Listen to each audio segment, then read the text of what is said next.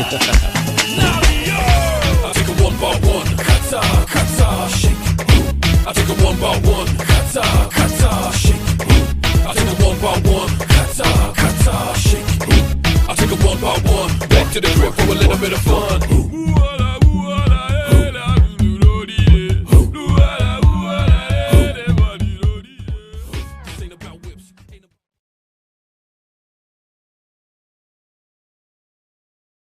I go by the name of NAVIO.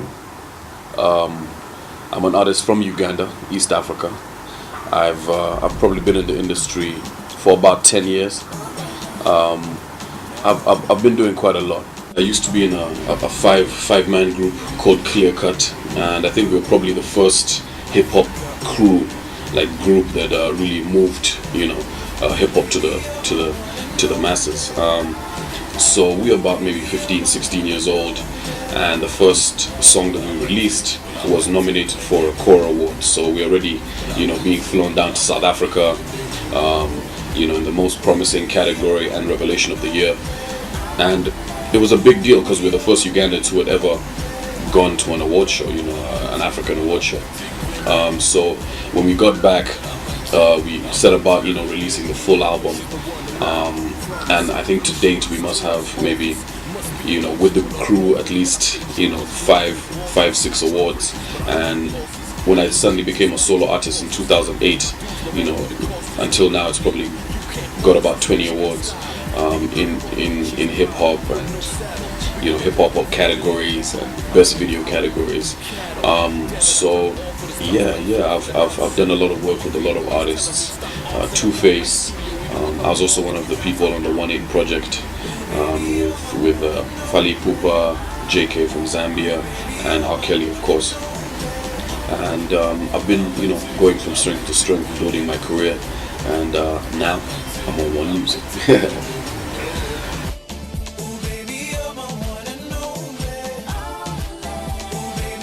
I think, being one of the most recognizable artists from East Africa shows that you're doing something, a step in the right direction, and that I think is the biggest motivator. When you have that kind of pressure put on you, I'm one of those people who kind of welcomes it. It gets a little harder to walk down the street, to live a normal life as your career grows, but being able to be put in that position where you represent your people is for me one of the most important things. So when I see new artists coming out, I really, it's a pat on the back for me. I don't see it as a threat or anything like that, because for me, they're able to ascend like that because of the doors that we open, So I see it as someone really going out there to prove, that Ugandan music is worth something, that African music is worth something. So we constantly need new people in the industry. We constantly need, the industry being rebirthed, and that also makes us, as some of the artists who've been there, also, renew ourselves. With every new album, we have to keep relevant as well. So we find ourselves always having to look for the most interesting things to do in music, and that makes it competitive, that makes it, cutting edge, and that brings up the standard of the whole industry. So it's good. You can get your friends.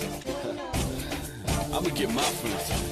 But what I'm there for, right? I can say when I started, I really hoped that it would be something that I could do. I was just trying to get better, because when I started, putting together a rhyme, freestyle, all of that stuff was beyond me, so it's something I've had to work at and get better at. And I was always like, wow, this would be nice if I could do this full time. And it's only after, the first few awards, it's only after, we started getting called for shows, and you just see the amount that you're getting paid going up, $1,000, $5,000, $10,000, it just keeps climbing. And as soon as that happens, then you now start thinking about it in different terms. You're like, oh, this is actually a business, but that came way after. So yeah, I did start off just trying to get better. But then when people were actually like, oh, you're good, let me give you this much. Oh, you're good, let me give you this much. With that building, you yourself gain confidence, and you're like, oh, I could do this as a business, But I won't say my parents were thrilled about it, you know, but when they saw the awards, when they saw a whole country on my side, you know, and when I could put a plan in front of them, you know, they're able to read my business plan. Every year I come up with a business plan, you know, and they're able to read it and it makes sense.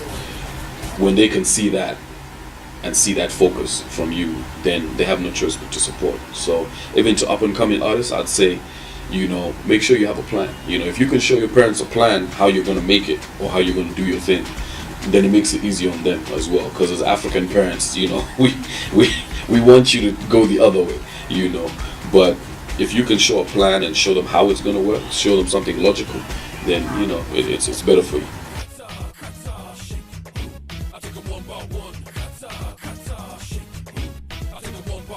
I'm the youngest of three kids, but I can almost say that I'm the third kid out of 12 kids. You know, my family always had cousins who lived with us for 4 or 5 years, and so that our house was always full.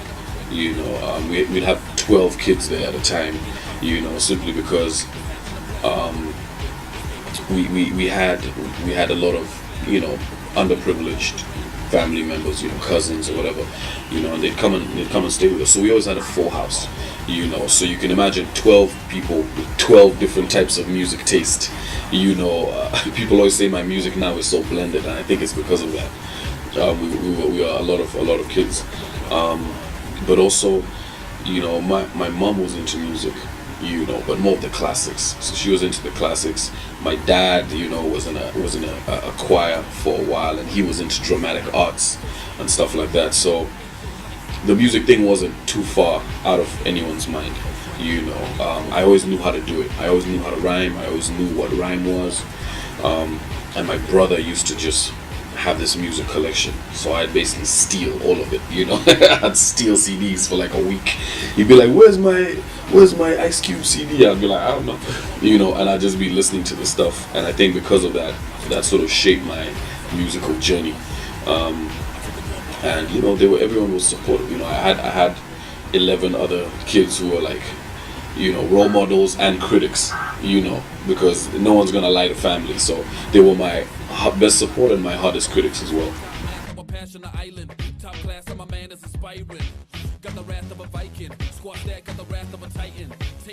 If you pull out my iPod now, you'll probably find some Yuso Ndo. You'll find P-Tech, who's a rapper that passed away in Uganda. You will find some Habib Koite. You will find some Afrigo, which is a band that's been around for almost 50 years in Uganda. I'm in extremes, man. You know, you'll find Nigerian music, you'll find everything. I'm sort of a bit of an extremist, even with times.